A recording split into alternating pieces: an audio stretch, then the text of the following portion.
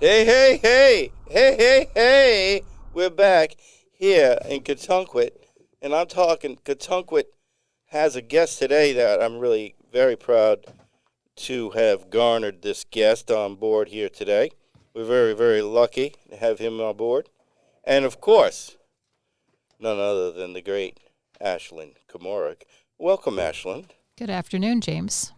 Yes, it's good to talk with you again, as we do quite often, almost every week, and to have you aboard. And do you know Peter Ellsworth? Peter Ellsworth's with us today. Hello, Peter. I do know Peter. Yeah, we do. We have a sort of weird connection, don't we? Through a boat, I think. Yeah, through your sister and sailing and yeah. And you bought the boat that we own. Yes, Oh, Do you still own that boat? we do. Oh, great. That's great. oh, that's good. So, if Peter, you could come a little closer to the microphone, that's going to help everybody Okay. out there in Kansas. So, we do have people listening in Kansas, I'm told, and lots of Great Britain. It's been picked up there for some reason, and Germany is the other place. Germany, Right? really? Yes, Germany. So people, looking for fictional, you know, weekly short stories, that kind of thing, might pick it up, or people that are interested in islands, and then there's a whole lot of people that live in the middle of the country, I guess, that are, I'm told, are listening because they don't have access to the ocean and they like listening to stories about the ocean. So that's what's going on here. Hmm. And Peter, you are, I know you as a poet and also a writer of stories, and also an educator. Is that accurate? Yeah, right now I'm a retired journalist and graphic artist, and I teach philosophy as an adjunct professor at a local university. Now, when you teach philosophy, do you have to say, "I teach philosophy"? I guess it's very deep when you say it like that. Philosophy is not that deep. It's very simple. It's critical thinking. That's all philosophy is. Yes, there's a big tradition of philosophy, and the people like Plato. And everyone thinks it's either very boring either boring or irrelevant. I think it's extremely relevant, and it's not that unattainable. It's just basic critical thinking.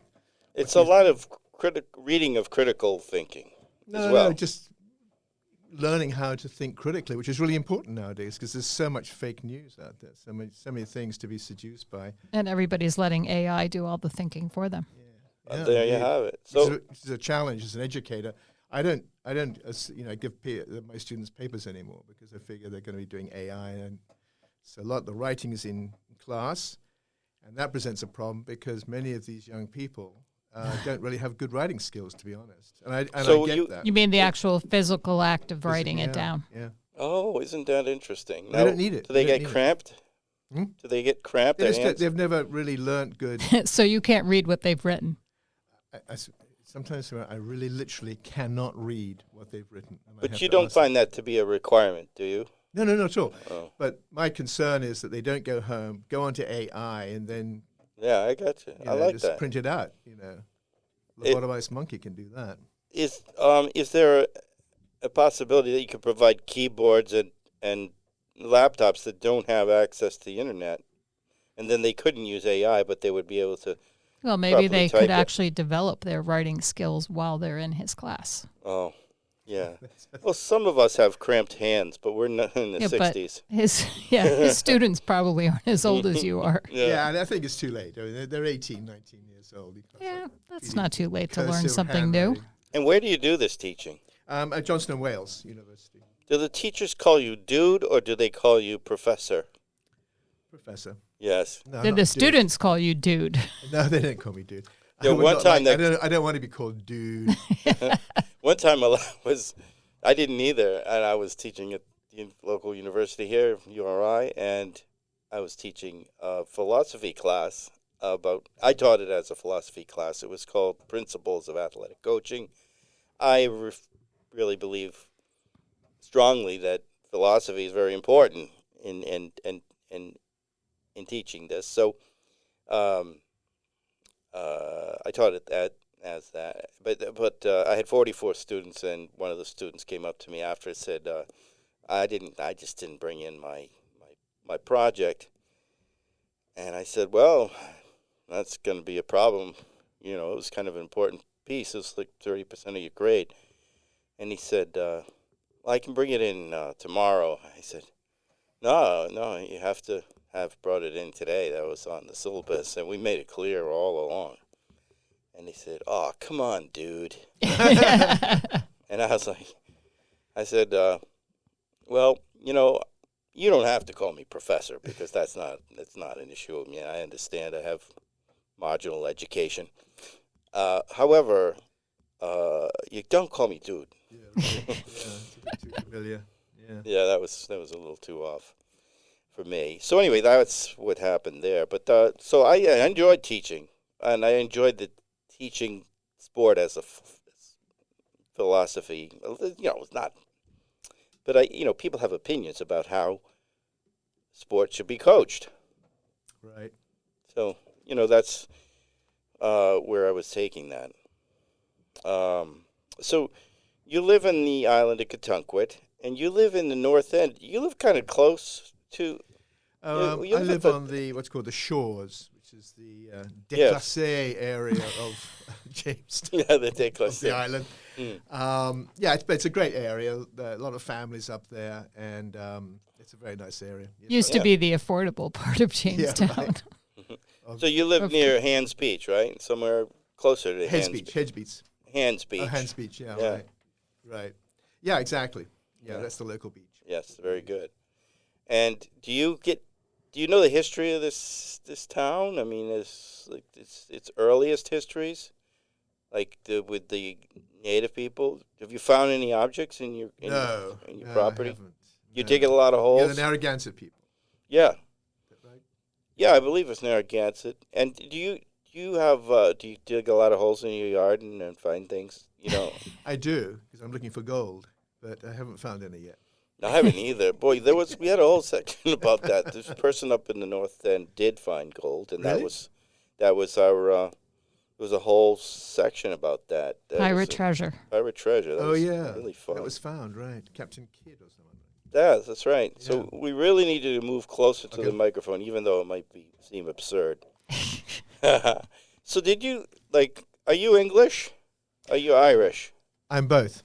That's great. That's great. So yesterday was a big day for you, and tomorrow's not so much. Because we are recording on Wednesday, the day after St. Patrick's Day, and tomorrow's St. Joseph's Day. Is that right? They're the Italian. same. Yeah. Italians, right. So as a child, I didn't know that I was Irish, and I found out later, like everybody else. You didn't know St. Patrick's Day was Irish? Oh, I did know that, but I didn't know that I was Irish. Oh, So as it turns out, I'm 21 or 17 or something % Irish, and that's about how much I celebrated yesterday. About 17%, which was, well, I had one, that would constitute one non-alcoholic Guinness. Oh, that's very mild. That's not even 17%, I don't think, being Irish. certainly not 17% alcohol. Right. No, but at this point in life, it's best, and it keeps me, so I sleep better at night if I don't have any alcohol. So I'm doing that now. I know I'm sort of broke a rule. The rule being we have to pretend. I did have a little tiny taste of the beer that you brought over to our St. Patrick's celebration. And I'm pointing right now at Ashley Camargue. And it was Stuart that brought it over, your husband. It was, and it wasn't Irish beer. No, but it was stout-like. It was actually It's very an brown. alt, but it was a dunkel alt, a dark alt. It was Oh, German beer. it's German beer. Well, I don't know what they celebrate or when they celebrate it, but we'll work on that. However, it tasted good. I had one taste. It tasted good. Hmm. So, But to be honest, I'm a passport Irishman. My grandfather was Irish, and so I applied for Irish citizenship when Brexit went through. If you're familiar with Brexit, yes. Did you So- get it? I did. Oh, you did. But I was so cross about that, and I wanted my European passport back. I lost that when Brexit went through, and so I applied for my Irish citizenship, and I got that, and I have a European passport back again, which means I can live anywhere in Europe. Which is Boy, what the hell are you doing here? Sounds like I'm fun. asking myself that increasingly, actually. Every day. I ask myself that, and then I think, am I quitting?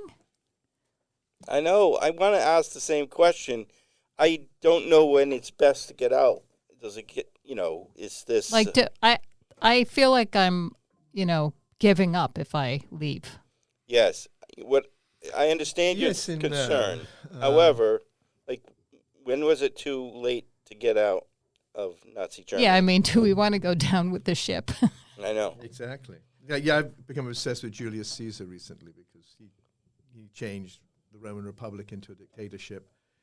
And the way he went about it's kind of interesting to track how he went about it in terms of self-promotion and currying favor with the mass of people in Rome, whilst the ruling class was very much against him. Yes. But he's able to forge a way through and finally declared himself dictator for life. But he didn't last too long. He declared himself dictator for life, I think, in January or February of BC 44, and he was assassinated in March, as we all know. So it was not a long-lived dictatorship. But that was the end of the Roman Republic. It never recovered. It was always from then on a dictatorship. So that's not boding well for us. I know.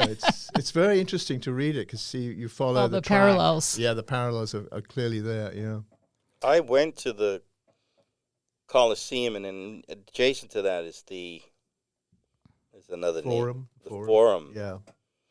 And I saw where he was murdered. Oh, you did? You actually saw that place, yeah. Yes. Yeah. It's very nondescript. It's like an alley. Well, now it is, I'm sure. It was 2,000 years ago, so it's not much left of it, really, I suppose. Yeah, that's true. Well, you'd be surprised how much is left of everything there. It's very Rome was amazing. extraordinary. Oh, Extraordinary place. crazy good. So, St. Patrick's, did you have fun over at Alan's house the other day? Yeah, I did have a good time, even though I'm, as you know, not a fan of corned beef and cabbage. I know you. And boiled potatoes. This is how we got invited, because James knows that Stuart really likes corned beef and cabbage, and in all the years we've been married, I refuse to make it. So James invites us over. Yes. So you get it. So he gets his fix. Right. Fair I enough. said to Eva, my wife Eva, I said, Eva, is there something else that the Irish make that we can have next year? Corned beef is not an Irish dish. Is that so? Yeah, Is it's that an right? American. No kidding. Well, let's clarify. The reason that they had to eat corned beef from cans, because it was corned and put in cans, was because they were those food for the poor people. So that. But that happened in this not, country, not in Ireland. Oh, well, I thought it was like distasteful to eat it because it was reminiscent of the poor times when they were being starved by the. And there was Irish stew, right? I mean, that's a Yeah, that's you a could dish. have a nice quite sure. Guinness stew. Oh, I think Yeah, so. I mean, That's when we're going to talk about that next year. There's no question. Corned beef, cabbage, and boiled potatoes. That's it, isn't it? I mean, that's That's all you got. It's Yeah. pretty I mean, good. I like corned beef. However, it's very constipating. Was it? I don't eat it enough to know that. It's meat that has tons of salt in it, Oh, is that right? and it just finds its way into the colon and just hangs out for days. So I'm suggesting that we try something different. So you had a good time. I really liked your cake. I want to talk about your cake because you made a Guinness cake. So Oh, wow. I'm all over Yeah, the Guinness the funniest part about the Guinness cake was that James invited several of his neighbors, and I walked in with my Guinness cake, and one of his neighbors said, I brought a Guinness cake. And then she said, is it Nigella Lawson's recipe? And I said, it's the New York Times version of that recipe. And she said, that's what I made. I mean, everything about these cakes, except for I cheated and didn't actually use Guinness. I used another stout. Were the same. She made it the day before, which was the recommended thing, and iced it right before the party, exactly what I did. Did you? Was yours better? I think they were very close. Do, like, yeah, do too you close. agree? I really couldn't tell the difference. I thought like the stout I used was a very strong stout, probably an imperial stout, and I thought maybe mine tasted almost a little bit boozy. Oh, Yeah. You know, the other thing about yours was that you had a Tupperware and my neighbor brought over some kind of Waterford crystal thing. Yes, Crikey. the presentation was different, but she walked across the street and I had to drive from the north I'm end. giving you credit for being yourself.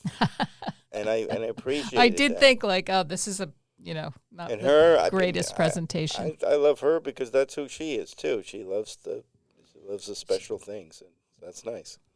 And I think Tupperware is special.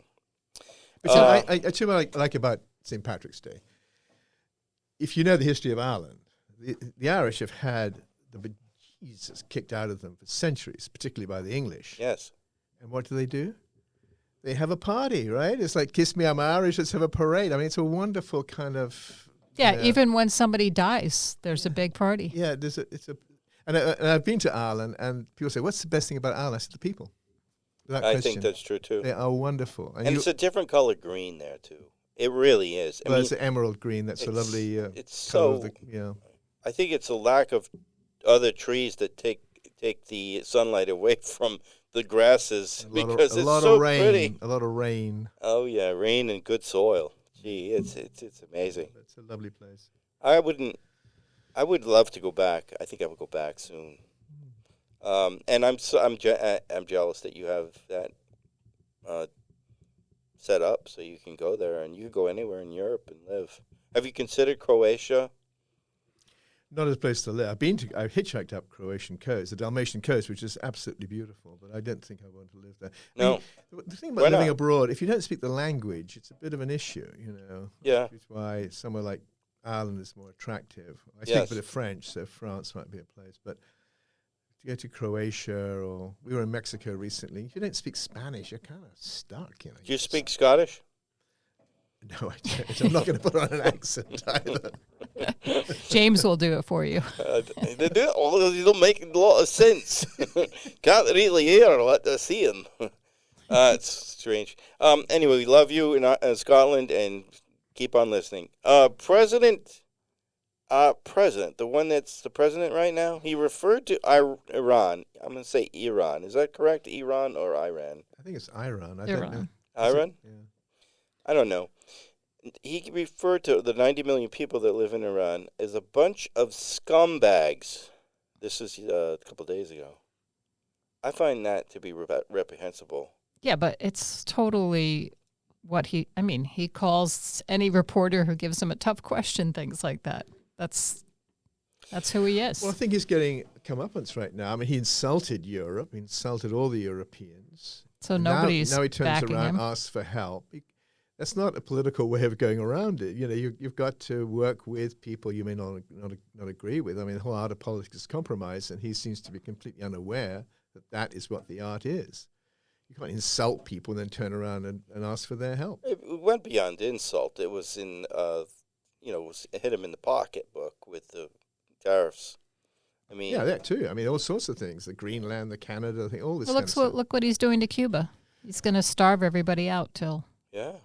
He said, "I'll take Cuba." That was a quote yesterday. I'll take Cuba. That's right.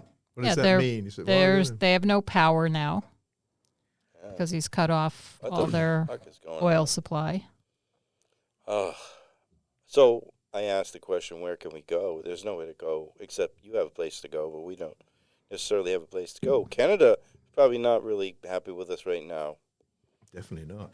We were in Canada actually last year, and I went to school in Canada, and the Canadians are very moderate people, but I never saw so many Canadian flags everywhere. And I asked some people about that. We had a guide. We went to St. John's, and they said, "Oh yeah, because of this insult that this Yes. threat that he's put against Canada, has brought all the nationalism up there." Yeah. Same thing in Greenland. I mean, they've Yeah. really pulled together and even like pulled together with the Danish, which Which That's is sort of interesting. problematic, actually. Their relationship with Denmark wasn't exactly totally. Yeah, they fabulous. were treated somewhat like the Irish, right? A little bit. They were like the second cousins that weren't so well respected. But now apparently, I think It's a love fest. they're starting to feel better about them. Norway, right? No, Denmark. Denmark? Okay. Well, I'm concerned, of course, as we all are. And, one of the things that someone said, we really live in a wonderful place. It'd be hard to leave. And I agree. Hard to leave Cotuncquit, right? It's a great place, and there are wonderful people here. So I'm sort of leaning towards, what Ashlyn said, that we need to just find a way to thwart these issues. And all the power is elsewhere. But we have the vote coming up. Hopefully the vote will be, a bell's weather to this new regime. I would call it more a regime than anything else. Yeah, if someplace needs a regime change, it's here. Yeah. Well, yeah. The problem, of course, is the ability, whether it's real or not, to actually manipulate the results. And this inquiry into the Georgia things, they're going to come up with results that, yes, that was fixed, we proved it now. And the fact is that, we got 34% of this country still adores him. And there's 34% that don't vote. That's the big factor. That's another thing, too. That are and that's the bigger problem is, you can't just say, okay, get rid of this particular character who is obviously beyond the pale, but there's a lot of unhappy people out there. And I played around with that in a poem, people who are suffering from grief, that's a sympathetic condition to be in. But the other side of grief, of course, is grievance. And that very often is an active and somewhat violent response. But I think that the people suffering from some sense of grief and grievance are really acting out. And I think Brexit was the same. This is not working for me. I don't care. It's disrupt the system. I'm going to throw my vote in. It's going to disrupt the system, but I just don't care because it's not working for me, and basically screw the system. And that's, I think, what happened to a lot of the vote down, in this country. Those people have to be accommodated. They have to be brought back into the party. When I talk about, the overall political situation, because they're very disaffected. They're very angry. But I do think that some of those people are starting to say that this is not what you promised us. I think you're right, because obviously the economic issue is ridiculous right now with the oil prices. And, we were also promised no foreign wars. And I know. So I think also promised when the people are seen,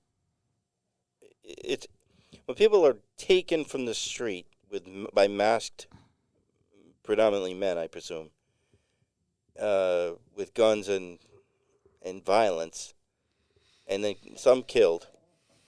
I think even the most fervent, I would call it, supporters of the president have to have caution about that. They must see that the Constitution has been violated, and I don't think that's going to be as big a factor as the economic factor. I agree. I don't think that it really has an impact with people who are. I mean, immigration is the issue. It's the issue here. It's the issue in Europe. It's causing the disruption of the domestic politics both here and in Europe. MAGA republicanism is purely a symptom. You have these parties all over Europe.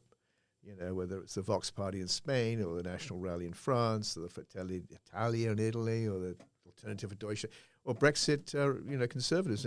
It's all the same. It's just immigration. That is the pressure being placed upon the developed world.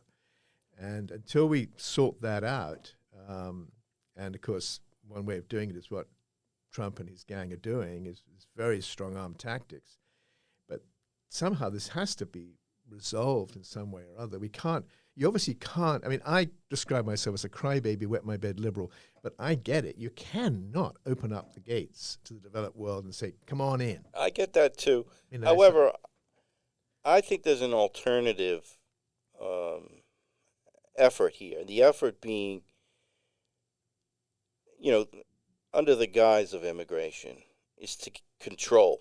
So if we can do this and put fear in the minds of the population, which collectively have, not just the immigration population, this makes other people fearful as well. Why, we can work from that fear and then take point. more authoritarian rule. And it's working. I am pretty certain we're going to hear some poetry soon.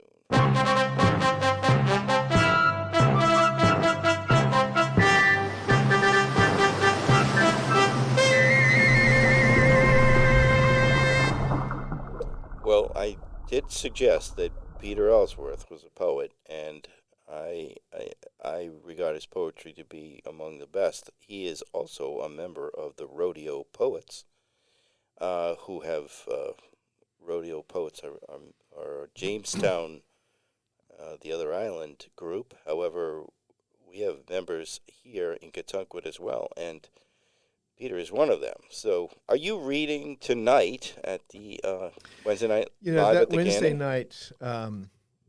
Wednesday night live at the Ganny tonight, 7 to 9. Ganny, that always conflicts with the board meeting of the Jamestown Arts Center, and I'm on the board, so I go to those meetings. And if I get out, and last time I came in, but I'm going to be late. It's always a conflict. Those two things on the same nights. Well, Open mic needs to move to another night.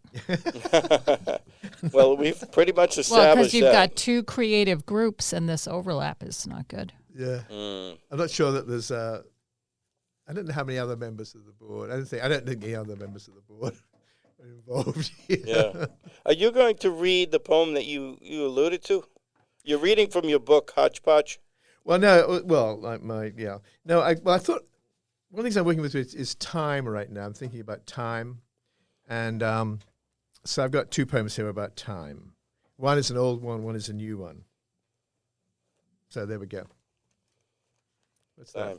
Uh-oh. James is opening his wallet. Yes, I am. No. He wants to buy this book. I do want to buy that book. I do, because I made the mistake of not buying it before. But He needs to read from it. You can't take it out of his hands. Okay. So this is one poem, which is an older poem. It's called "How's the Enemy," and this is alluding to it's about a love affair that I had many years ago with a much older woman, and she introduced me to this idea that time is the enemy. Can I ask how much older? Oh, about Is that 20 years older. 20? Oh, that's a good number. Yeah, that's It was a very sweet thing. yeah, that's wonderful. It's there was a movie about that, right? Tea and Sympathy. And I kind of allude to this, to Tea and Sympathy in this. Yeah, Tea and Sympathy with Deborah Kerr. And Another one, though, was wonderful. My wife loves the movie. Okay, it's about a student and he's very lonely and this, that, and the other. And finally You're not thinking of Mrs. Robinson. No, Yeah, no, I'm not thinking of the that. Graduate, right? That autumn, no, spring, fall relationship. Yeah. This May, this September, woman yeah. was like in her 80s, and this kid was 20 something. Oh, you're right. There was a movie. Wonderful movie. Was that? Is that the actress was Bates? Was that? Yes. Yes, it was Bates, wasn't it? And yeah, what's her first name? She used to be quite big, but she's thinned out. Not Kathy Bates. No. I thought it was Kathy Bates. No, this is another woman. Oh, anyway, I know what you mean. There was that film. I never saw that film, I have to say. wonderful film that we can't remember the name of. Right. All right, this is we're hearing poetry from Peter. So I got two Ellsworth. here. So this first one's called "How's the Enemy." It's very short. You were so much older. I was painting the house. How are you getting on? Fine, but I'm worried about falling off the ladder. Why? Thinking about you. Oh. Brash confession, bashful invitation. Almost too late, but still enough time for sweet sympathy in a wood shaded green beside a field of waving golden grain, the soft ground crinkly with dead leaves. How's the enemy, you asked, as the time approached to catch my train. Years later we met. Do you remember? I've never forgotten, nor I. You're gone now, but you still live on in my heart and on this page forever. Oh, wow. It's lovely. Great poem. When I'm listening, I'm like going through this machinations about how old you were, maybe, when this started. When this began. You were a student in college? Yes, I was about 25. Okay, so there's 20 years, 45. Yeah, so there's a lot in common with a 45-year-old. You know, if a 25 is a mature person, which you probably were. And not all men are, Not or all women for I that matter. wouldn't claim, I mean, I frankly claim to be chronically mature, but it was a very sweet thing. I mean, there was nothing, untoward about it. It's untoward in certain ways, but This, it was a sweetness about it. So you did reconnect with this person, at least in the poem. Did that actually happen? Yes, and we saw each other again, but we didn't reconnect. Right, in right. that But way. yeah. Yeah. Nice. I mean, It was a good memory, let's put it that way. it's not required, but it's just curiosity as I'm listening, about the age thing. And then the beauty of it is like when you're lying next to the description of that scene, setting was wonderful, where you're lying together. Thanks. Yeah. Yeah, it's really well done. Well, I told the audience, the listening audience all over the world here, that we would be improving our, the quality of the writing, and we have today. Nice. And we have another poem, right? Yes, another one. So let's hear This it. is one I just did today, actually. Oh, these are fresh. This is fresh off the Fresh. press, yeah. I could smell the paper, the ink. And this also is about time. It's called The Enemy, Part 2. Time was, time is, time will be. Until, okay, let me explain first of all. I wanted to do a poem using all those kind of expressions you use about time, saving time, making time, taking time. So that's incorporated in there. I should have done that before Yes. I started. Yeah, so I always find like poems about big, giant topics like time and God and stuff like that to be really tricky to write about. But let's see what you do with it. Anyway, so this is using a lot of these, incorporating these little expressions we have. Time was, time is, time will be. Until that is, I'm out of time, which is hardly on my side. I cannot turn it back, and only can make more of it than I take, which would be mean managing it better than I all usually do, given my procrastinating ways. Tomorrow and tomorrow and tomorrow, that comfort zone of intentional resolve. So much lost time, much of it wasted. Or is that too harsh? Surely there is time for reverie, for passing time in savoring the world's natural wonders, and good times with family and friends, between engagements in its artificial challenges and rewards. And please, no talk of killing time. It may be the enemy, but it is far too precious for such ignorant disdain. That's a good, fresh poem. I don't hear any edits in that one. That's great. I like as you opened and you got yourself right into, the idea that time is running out. Yeah, that's what made me think about. Yeah. I write a lot about that. Yes, I mean, recently. Well, I'm 76. I mean, it's moved. The clock is ticking. I mean, I don't feel you're 76. well, I said chronic immaturity. Yes, That's where it helps. That's that this too. age. So if you have the poem that you read when we last met at the Rodeo Poets No, I didn't. Which one was about that? about aging. Oh, Dignity. Yes. Yeah, I do have that actually. Can you read that? Yeah, sure. Will you? It's called Dignity, and I sort of amended it because there was a lady there by the name of Maureen who took umbrage at the use of dignity. But Well, I was on her side on that one because Well, we'll talk about it after. Okay, so it's called dignity. I will resist the sirens of the marketplace and their lures to forsake the pleasures of old age by pursuing a lifestyle glorifying youth and its active lifestyle. For to act young when old is too often to act the fool. And while I have always been a fool, there is no fool like an old fool. There is dignity to old age, which I revere, even though I am not very good at it. But I confess I am attracted to the sense of self-worth I now feel for my life, and for the lives of those who have gone before and left their mark in love, letters, and works, many beyond compare, but each reflecting a spark of the great course of humanity. I really like that one. Yes, yes. Very good. Now, I think her objection might have been because she has been in the medical field, right? Right. Yeah. And she's seen people at the end of life too. That's and the indignities that come sometimes with end of life situations. There's a woman. She's a hospice chaplain.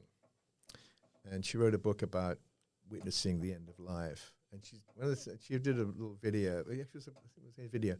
Anyway, she talks. I showed it to my students at one point in the class, and she talks about when she tells people she's a hospice chaplain, they kind of get taken aback by it, and they say, "Well, I can never do that." Then she says she's been asked more times than she can remember, has she heard any profound statements, last words? And she says, "I'm astonished by that because, frankly, most people, when they're dying, they don't know very often when they're going to die, and B, they're often unconscious and highly sedated and whatnot." Mm. But she says it seems to reflect some kind of Hollywood version of death, which is somehow bizarrely romantic, she calls it, where people make these profound statements and then loll their head to the side. Mm. And she says, look, their eyes go back in people their are head. so concerned about last words. They're obviously concerned about making some kind of a statement. Yeah. And she said, if you have something important to say that you think it's so important that it's the last thing you say, then say it now. Yeah. If you want to tell someone you love them, say it now. If you want to seek forgiveness, say it now. Don't wait like this for some kind of what is in fact a fictional moment to make these. Right. I mean, how many people would have that opportunity? So your statement really is the life you lived. Right. Mm. And but I love that. Say it now. And I think it was a lovely thing. There's a poem. Say it now. Yeah, it's a good one. I think that's a song, right? Say it now. All right. So I love that you haven't always been a poet, right? You No, took it's very this up recent. recently, right? And now I wrote a poem about that. You wrote a poem. Oh, right. And you also wrote a poem today, which is indicative of your love for it. It's a newfound love. Obsessed. The poem I wrote about it was I feel like I've walked into a walled garden that was always there. It was like a secret garden that was always there, and I've just discovered it, and I just can't get enough of it. I read about it. It's great. I read it, and I read about it, and I write it. Well, if you have $10 to split this 20 up, I'll give you 10 of it for the book. Okay. I think I may have. We'll work it out later when you show up at Wednesday night live at the Ganny in the other town, Jamestown. And that's on, Narragansett Avenue over there. All right, so talking to you now, there you go, and I'm going to walk out with a book. I got that book, finally. It's got typos, I got to warn you. All right, so we're going to do this quickly.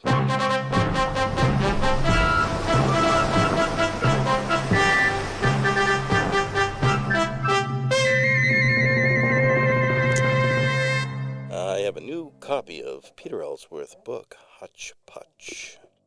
All right, so we do have to pay the bills, and the way in which we do that is we tell things about businesses and events that take place in the community. So that's what I'm going to say today. It's actually a shout-out right now, a shout-out to my new son-in-law, only 3 weeks married, Luis Bonilla, and it is his birthday. So, hey, Happy birthday. happy birthday Happy birthday, to yeah. Luis. Wonderful guy. I am so pleased to have him How old is he in now? our family. He is now 27. 27 today. So happy birthday. So commercials. Sap time. If you have sugar maples, we'll tap them for free. Collect your sap, make syrup, and give you 10% of the finished product. Sign up now. We tap your trees at your property with PVC piping tube and the single 300-gallon tank that we bring to your property for only 4 weeks. You can even be a part of the syruping days at our Sugar Shack, located conveniently on Maple Street in town, just off Kentucket, Maine. No money involved, just your willingness to let us sap your sap. Contact Bill Gentilian or stop by Maple Street at Sugar Shack. That's the sap time. So, like this idea, right? When we did this back 20 years ago, were you involved in that at all? I was involved in showing up at the point at which Lexi Mm-hmm. burned it all. He went to church for like Oh, an that was hour. one time. Okay. Yeah. That was the day I showed up. And it was like the worst burnt caramel ever. And he had gotten this whole thing, like all down to this one moment, and went to church, and God punished him. So that's what I remember about that. But you guys did that. We did it for a few years, yeah. Yeah. You do everything. You know, you're sitting with a bee person. What do they call bee people? Apiarist. Aparists. You know a lot of words. Otherwise known He's as smart. beekeepers. He's smart. He's wicked smart. He knows a lot of words, right? I seen him many times use words I don't even know. Wait, don't even start with me. All right, Tax Wizards helps you to help yourself. We tutor you through the process of tax filing while showing the latest AI techniques to garner information. Contact Tax Wizard at blessinghillmoney.com. So let me give that again. That's Tax Wizard at blessinghillmoney.com. So essentially what they do is they teach you how to file your taxes using AI. I mean, why don't you just use AI? All right. Oh, well, I'm not going to make much money for Tax Wizard. All right, learn to fly with Johnny Benzotti's South End Airport. You know about this airport, of course. It's in the South End. Bush pilot Johnny Benzotti provides all the lessons and flight time needed to become an accomplished and certified pilot. Taking off from well-known Rat Tails Hollow Airport, right here on Kentucket, anyone can learn to fly. You're never too old to fly. We even provide complimentary parachute training with each enrollment. Not that you'll ever have to use it, says June Benzotti, CEO of LFTWJB. That's Learn to Fly with Johnny Benzotti. Do you know Johnny Benzotti? I know of Johnny Benzotti. You know Johnny? I don't know him. I have to confess. Well, he drinks coffee down at the. Have you flown pretty with wired him? up. I went on one flight with Johnny Benzotti, and he's always trying to drum up business, you know. So he gave me this opportunity for free to fly with him, and he was convinced that I was very confident about doing this, and you know he has the two seats, and both of them have the controls, and you know we took off, and I didn't have anything to do with that, and flying around Kentucket, over to Newport, over Jamestown, a little bit of North Kingstown. Then we get back, and we're flying in, and he said, "You're gonna land it." Good Lord. And I was like, "Whoa!" But he did give me a lesson before. You know, he told me all the physics around it, and I don't remember anything. You know, I don't know what he thought of me, but I bounced it a few times, and then he took over, and we got it down. But boy, that was frightening. Whew. All right. I was jumped out of an aeroplane. Did you? A perfectly good airplane that you didn't need to? No, it was a completely clapped out old airplane, but they have, a chap behind me jumping out and stuff. You almost did, or you did? Oh, where I did. you're actually like attached to each other? Yeah, I see, they're sort of behind you and stuff. Is that an intimate experience? It's a strange thing because I was so terrified that when I remember sitting on the edge, Yes. and then I remember the parachute opening. I do not remember actually falling out because my mind at that point said, I'm out of here. I'm not going to experience this. So if you didn't have somebody doing the pull, Oh, good gosh, yeah. you'd be dead. Well, yeah, that's the whole point. You go down together, he's an experienced parachutist, and you're just kind of tucked in front of him. For some reason, it reminds me of the two-man luge. Oh, Yeah, okay. a little bit. Yeah. It's très intime, as they say. It's very intimate. It's very intimate. Did he have a heart on? That's the question. No, that's right. There's no time for that up there, No I can time tell for you that. Crikey. I'm sure. So, all right. So we have another a group that wants to give us their business here. Jake and his rake. This is a real simple business. Jake and his rake. Are you tired of all the noise that comes from leaf blowers? Jake and his rake are the environmentally safe, or is the environmentally safe and human-friendly way to clean up your yard this spring. Book Jake and his rake now for spring cleanups and summer tune-ups. Call Jake at his landline, Catunkwood 5, Cherry 706. And he gives out his number. I What's think it's that mean? actually a good business because I am tired of hearing leaf blowers. Yes. Terrible, yeah. And if I'm assuming maybe he's a kid, is willing to come over with a rake. Yeah. Well, Jake and his rake. Yeah, that's cool. So there you have it. That's all the news that is news here in Catunkwood. Well, that's not news. That's business. Doing the business. That's what we do here in Catunkwood.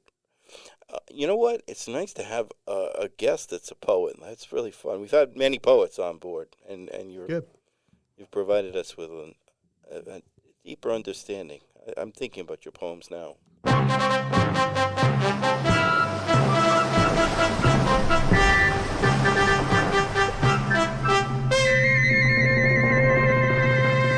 And we're at that section of the show where we have a little contest here. Is it bullshit or is it not? And I was going to ask this time that Ashlyn lead us off. I know for sure that our guest does not have a bullshit story. He told us before he started. I have two.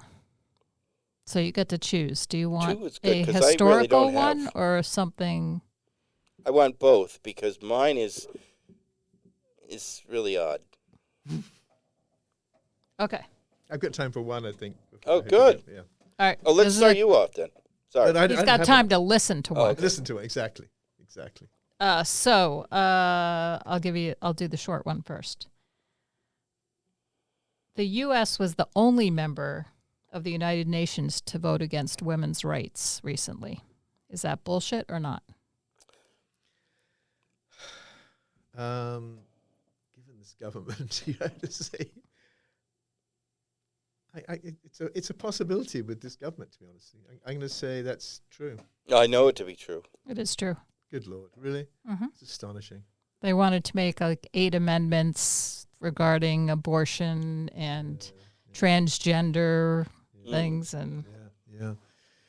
Interesting. Well, we got it right. Our answers. And you have a second one.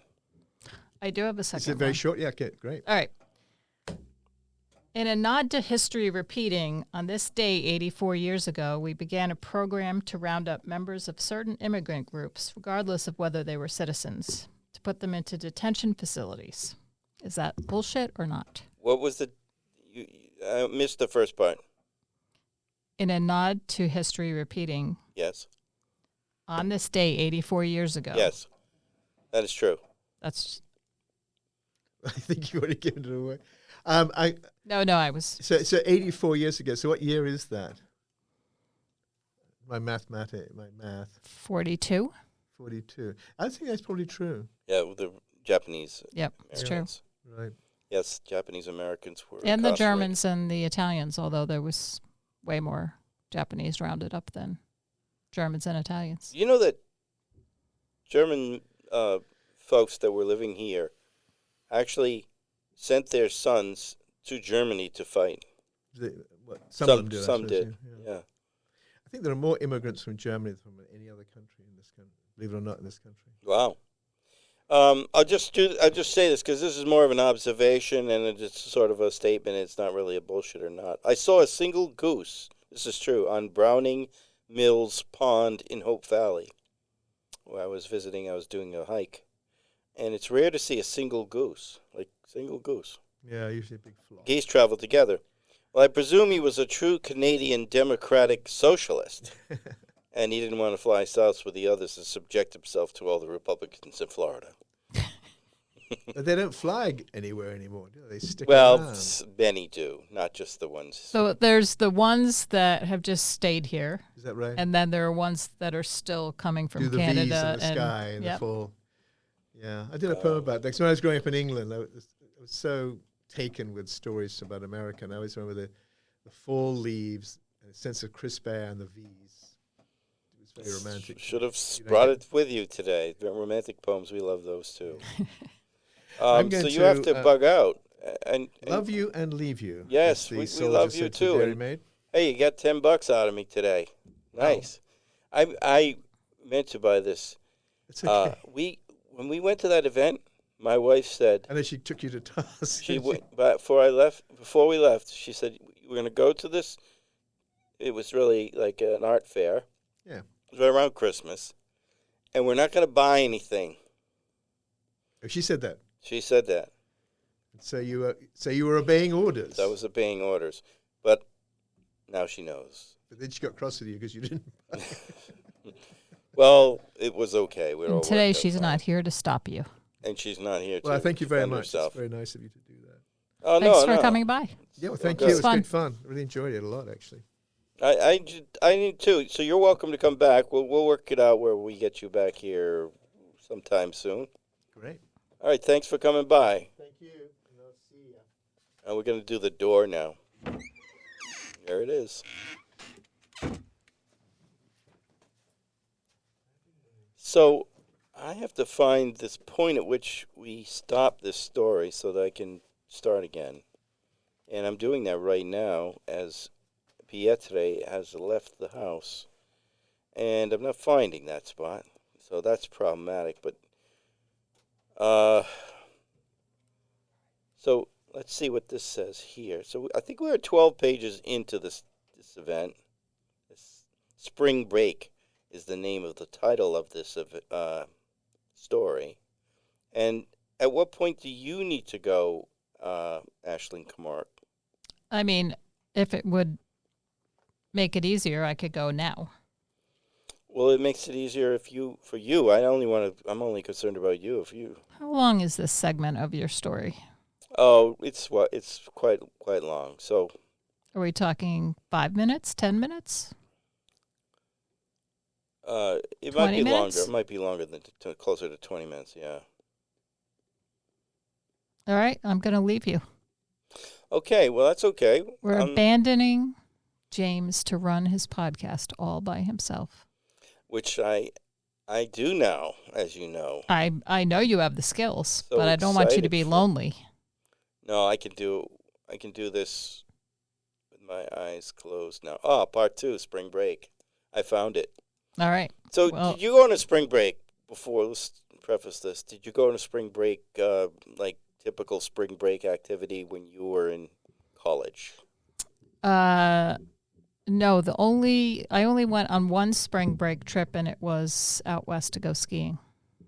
See, yes. So it wasn't one of those decadent ones. No. Well, maybe it wa- decadent. I mean, maybe it it was was. decadent in that. You drank too much. No, I mean, and spent money on ski passes and so on. Oh, that kind of decadence. I was referring to like, It wasn't, yes, the typical go down to Florida. yeah. No, I Get didn't do laid. that. No. All right. So this is spring break, and it's really a touching story about these people, 12 people that traveled down in a van. And it's really about three of those people, predominantly. William Sauer, who is, I'll do the preface because I have to do the preface because there's the first part that everybody that listened last week would know, but this week it's a whole nother week. And there's these characters all travel down at the idea of William Sauer, who is the captain of the soccer team, and Colton is also a member of that soccer team. Audra is a woman that is. We have once again the visitor, Peter. He needs his phone. Cool. Welcome back. So I think Ashlyn's going to take off too. See you, Ashlyn. I am going to take off. Don't forget whatever you need, all your stuff, your little notes and everything. And thanks. Thanks for being here. Thanks for doing this. We always enjoy. See you next time, James. Okay. So this spring break idea was brought together by William Sauer, the captain of the soccer team, and he only asked one member of the soccer team, Colton, to be a part of it. The driver of the van was the only person over 25 years old who could could drive the van. He drove down, but he was like in his late 20s, and he was referred to as the old man. And I would say that Audra and Colton start to feel something for one another. And he's pretty impressed with Audra, as it turns out. And Colton and Audra are able to find... William was supposed to set up all of the hotels and everything, and he failed to do that. So Audra and Colton pretend that they're a couple, and they seek a room, and they get a room, and then all 11 people, because the old man, as he's known, the driver, decides to stay in Orlando and take the van with him. So they're kind of stuck here in Fort Lauderdale, Florida, and they don't have a place to stay. And Audra, along with Colton, kind of figure out and get it one single room. So we are at that point in the story. Spring Break, Part 2. Audra called out to Colton, who was collecting free 3-per-pack packets of cigarettes while he carried free Camel cigarette posters under his left arm, stalling Audra's progress up the strip to the Hyatt Hotel, the meeting place for the group, their objective. "Give up the free handouts and get up here with me. We're almost at the Hyatt," she said as Colton rushed to catch up, dropping 2 packs of cigarettes on the sidewalk and leaving them as he ran. "Your running form sucks," Audra said as Colton arrived. "My running form's fine. It's the stuff I've got that's slowing me down." "I didn't know you smoked. I thought you were a jock," Audra said. "I am a jock. I never smoked." I don't know why he even took them. Maybe it's like currency, like in the war," Colton suggested. "You weren't in any war. Lose the pile of shit. What do you want a poster of a guy for anyway?" "Are you gay?" she asked. "I'm not gay," Colton said as he dropped the posters on top of a trash can with a small pack of cigarettes in unison. "That proves it," Audra said. "I don't think if I were gay that I'd be into a leathery old cowboy-looking guy like that guy," Colton said while pointing at the partially folded poster. "What do you say we get on with it? Remain driven and find the van. If we can't find them, we're fucked." "You know that, don't you?" she asked. "I guess." "We'll find them," Colton said while hurrying with Audra, two-stepping to catch up. He reached for her hand, and they walked hurriedly towards the huge Hyatt sign in the distance. Upon arrival at the Hyatt, the van is parked at the bottom of the circle to the main entrance. The old man is leaning against the van, stretching his back, while the women lay on beach towels and bikini tops sunning themselves. William was climbing a coconut tree, nearly to the coconut husked pods, when the two arrived. "Get down! Get down!" "They're here!" Karen yelled. "You're going to kill yourself," Maggie said. "I'm almost there. Watch out below," William yelled out as he cut 2 coconuts from their pods before the hotel manager, maybe 2 years older than everybody but the old man, emerged, which forced William down. "Not cool. Get down. I'm sure that you aren't guests here," he said. No one objected to his claim. "You're not permitted to park here, and the climbing thing, not good. Leave now," the manager of the Hyatt insisted. But it seemed like this wasn't the first time some knucklehead climbed the coconut palm, and 15 people parked illegally out in front of his hotel. "Funny thing is, we were just leaving," the old man said quickly as he showed the manager his keys to the van. Karen snapped a picture of the manager with her Polaroid camera and awaited the picture's appearance expectantly. "I'm documenting the trip, and I'm sending a letter to Hyatt," she yelled at the manager, who looked behind himself at the group while he retreated to the valet stand. "Let's go. We have a place," Audra announced. Ah! "I've got 1,000,000 splinters on the inside of my legs," William announced, while holding one of the 2 prized green coconuts in his left hand, while he felt for the splinters with his right. "It's your own fucking fault. You're so stupid," Karen said to William. "You ever had a freshly made pina colada with real coconut milk, fresh from the tree? All we need now is some rum, cream, some Solo cups, a pair of tweezers," William proposed. "The order of needs is shelter, shower, sun, swim, and then a pina colada," Tina Marcantonio stated as she and Lola Giacomo entered the van and slid into their predetermined seats. "I'll take a pina colada later. I'm pouring a beer now." Lola, who had, for the most part, patiently sat without complaint, moved to pour beers for whomever wanted one from the warm half-keg. "Where's the hotel?" the old man stated as he swung around the half-circle, passing the entrance and flipping off the manager, who was still awaiting the van's departure.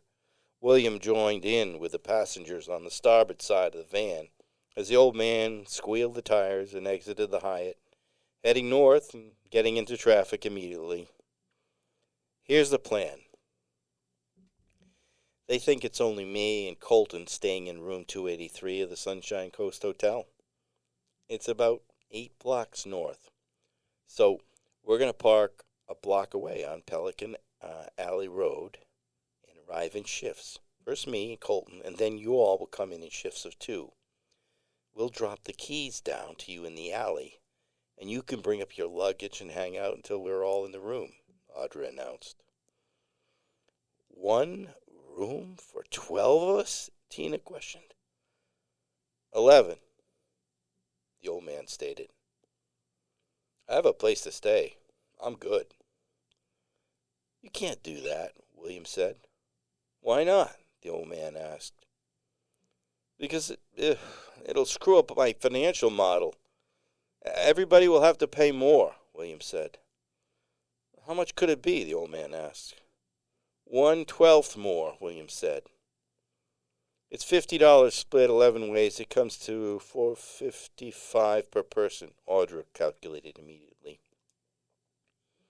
Colton said quietly to her, and was truly impressed. "Audra, you have some skills. You have a bicameral brain." Audra smiled, equally impressed that Colton was aware of the bicameral brain theory. "Let's get on with it. If he wants to leave us, I'm okay with that, Lola blurts out. I can handle a $4 difference. Okay, I guess, William said. I'll see you next Sunday morning, old man said. You bring the van with you? Karen asked. Of course. How would I get to Orlando? The old man revealed. Orlando? You mean Disney World? Audra asked. Yeah, Disney, he responded. You into Disney, Doug? Tina asked quizzically, and he doesn't reply. The van turns onto Pelican Alley Road, near the Sunshine Coast Hotel, and William quickly popped out of the van, carefully removed the keg first, and then spilled everyone's luggage and bags on the alley sidewalk. Everyone rushed to get the remaining gear, half-eaten bags of chips and fruit from the van, as Doug Sander, the old man, seemed to be suddenly annoyed and dismissive of anyone's concerns. I'm out of here. Get your shit out of the back. Hurry. Is that it? He said, as he drove off with the sliding side door open. Then he hit the brakes as it closed hard. Sunshine Coast. Here we come. I'll go up last, Adriana said while running up Pelican Alley and across Route 1A while she dodged traffic from the bogged-down cars until she reached the beach side beneath coconut palms. She looks back at the group and points up at the coconuts and said something none of the members of the group could hear. Come on, let's get this started, Colton said while pointing to Audra as she grabbed her gear bag and as Colton slipped his backpack over his right shoulder. You two travel light, Karen said, while seated on top of her luggage. Peas in a pod, Audra said while she smiled at Colton and held up the key to room 283, saying, Room 283. Let's get this done quickly. We all want to get to the beach. Sitting on their upright suitcases, Karen's posse continued to speculate about the men on the beach, the drinks at the bar, and the temperature of the crowded swimming pool, while William paced back and forth in the alley. You okay? Audra asked William as she walked by him on her way to the room, but stopped off out of concern. I'm okay, but I forgot my bag in the van. I don't have any clothes. Don't tell Karen. I'll tell her later after she had a few drinks. That sucks, Audra said. I have a few things you can borrow, Colton offered. Nah, I'll figure it out. We'll all be out of laundry by Thursday, William expressed. As soon as we get settled, I'll tell Karen I'm getting some food, and the three of us will scrounge up some clothes, William said confidently. Audra's brow came together, expressing wonder, while Colton shook his head as the two proceeded to their room. Audra reached out and held Colton's hand, while still in view of Karen's posse, as they noticed Audra's bold move. The out of order sign, clearly duct taped to the elevator, forced the two weary travelers to trudge up the steps to the second floor balcony overlooking the pool area. Audra smiles as she opens the door to the smelly room. It smelled of old wet carpet and men's cologne. Audra reached out and grabbed hold of Colton's arm and dragged him into the room and kissed Colton quickly, and while kissing him, bit his lip as she finished the kiss. Ow! Oh! Colton screamed while holding his lip.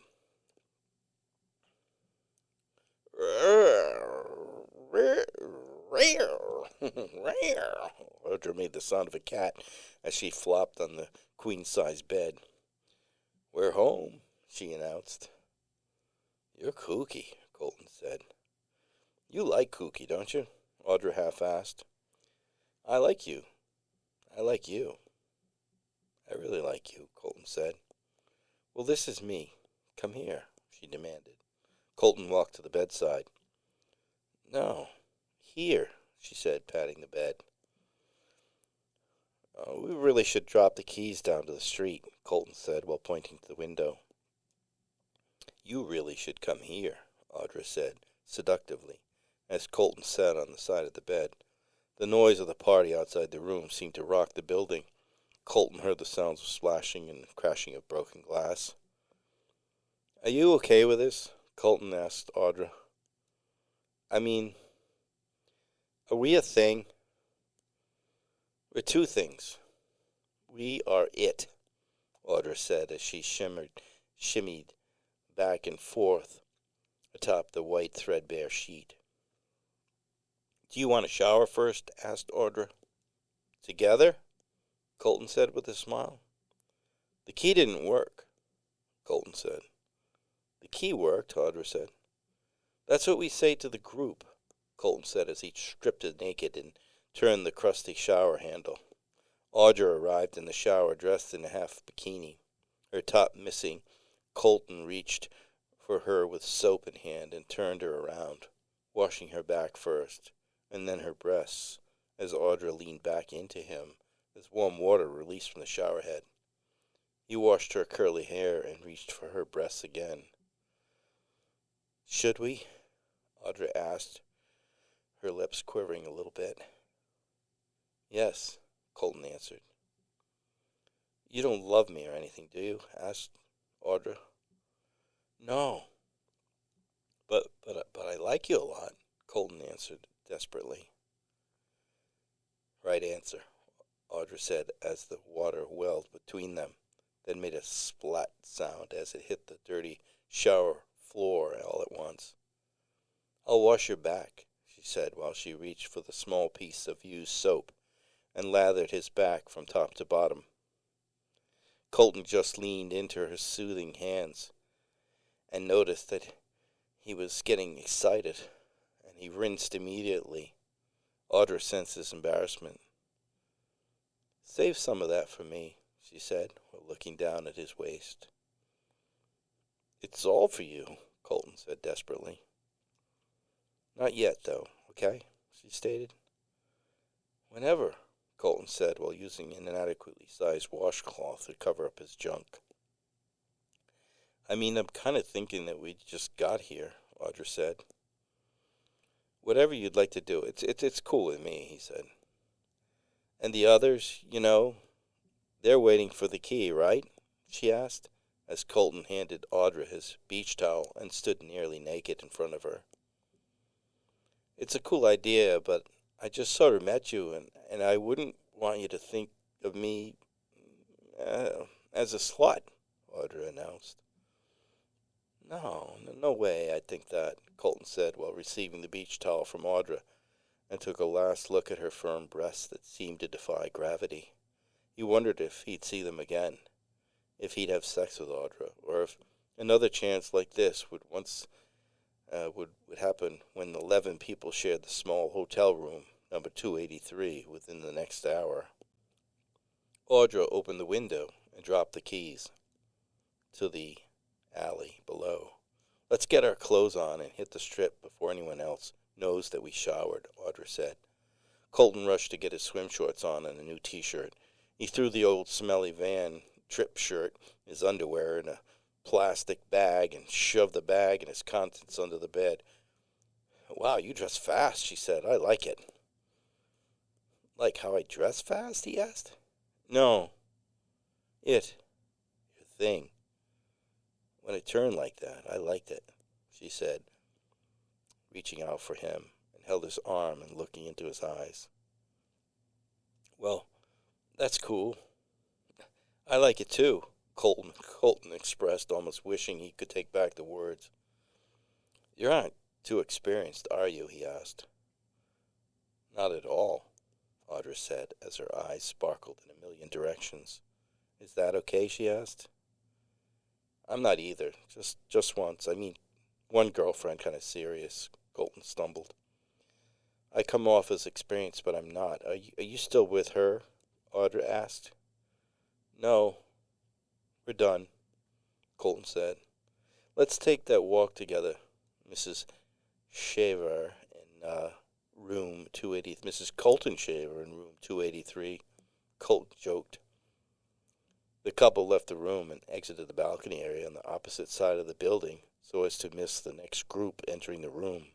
They passed the pool area through the jungle of flowering plants and made their way to the street, crossing through traffic to the beach side, and felt the Florida sand between their toes for the first time, while reaching the sun with their faces in unison, each releasing a sigh of relief. After an hour's walk, Audra spotted William in the distance, waving at them to join him. William was camped out in front of the Busch Beer T-shirt giveaway site, hundreds of kids standing in line waiting for their turn for a free T-shirt. He waved them to a spot in the line to stand with him in line. "Hi, I was looking for you guys," William said. "The key didn't work. That's what took so long," Audra said. "What?" William said. "The key was stuck in the hotel room door. We had to get the manager to fix it," Audra explained, still too much. "I don't care what you two do. Get after it," William said. No, it was the door," Colton said as he backed up Audra's story. Okay, whatever. I need you to stay in line for a while. I'll be over near the back of the tent over there," he said while pointing. "I don't want to stand in line for a T-shirt," Audra said. "It'll only be a minute or two, but after a few minutes start saying something loud about how long the line is and get kind of loud and mad, okay? I'm going to get us some T-shirts so we don't have to wait in line," William said as he left before Audra could ask if he was going to steal the shirts. When Audra saw the back flap of the tent flip up, and she saw William Sauer's arm reach into the 3 boxes for handfuls of T-shirts, she began screaming. "How long is this fucking going to take, you stupid shit?" directing her acting to Colton. "I don't even want a fucking T-shirt. You want the fucking T-shirt?" He yells back as he sees the flap of the tent drop, an empty box disappear after the shirts. "Well, let's just fucking go then," Audra said while moving over near where William disappeared earlier, as hundreds of people in line and workers distributing T-shirts all looked on at the brooding couple. They met William on the sidewalk about 100 yards north of the Busch Beer tent, carrying a heavy box full of T-shirts. "What the fuck are you doing with all of them? You must have 50 T-shirts there." "We," he responded. "We?" Audra asked. "You helped distract them. I couldn't have done it without you," William stated. "How many do you want?" William asked. "I'll take 2 size medium," Audra said. "Might run low on laundry, you know. You never know," she surmised. 2 larges, Colton said. "How about 7? 7's good," William said, while he counted the pile of shirts for Colton. "I've got all days of the week covered for shirts," William said. "I'll look for a swimsuit at the Lost and Found. There are probably all kinds of stuff at the hotel," Colton offered. "You're a good man, Cole," William offered as they made their way back to the hotel, offering shirts to their neighbors in the rooms next to them, as the neighbor guys all sat precariously on the balcony railing, drinking and red solo cups filled with beer. "Want a beer, man? We have a beer room," the neighbor asked of William as he passed shirts to a tanned college student and entered the room. Colton and Audra entered the room as well, to see 5 full kids lined up against the wall, sitting in ice tubs. The bed was pushed up against the wall, and as soon as they were in the room, a beer was drawn and in their hands within minutes. "You in the next room?" the one with the Florida Gator tattooed on his chest asked. "Yeah, there's 11 of us," William expressed. 11? 11? He asked. Yeah, we came here without a hotel room worked out. It was all we could get," William said. "Just you 2 guys and all those girls?" he asked. "My fiancé and these 2 seem pretty fond of each other, but the others came here alone," William offered. "Hey, don't assume anything, William. You can't make decisions for people," Audra said, with Colton nodding his head in agreement. "It's all cool. We're all Gators here in my group. Where are you from?" he asked. Rhode Island State College. Is that Florida? The Florida Gators? William asked. Yeah, that's us, right down the road a piece. It wasn't easy getting the beer in the room, he said, changing the subject quickly and turning to the bed. Nobody's staying in here except the beer if you all need to spill over our way, he went on.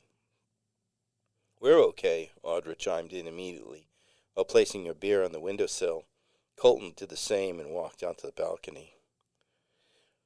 We're not going to get a bit of sleep in this place. Maybe we can sleep on the beach. Maybe somewhere north of here, beyond Lauderdale, where the cops don't patrol. I didn't like the sound of what those guys were scheming about. I'll tell Karen, Audra said, while Colton nodded in agreement as they entered the bustling room 283. And that's part 2 of Spring Break. And that's all for now here at Cotuncquit Chronicles. We'll see you next time.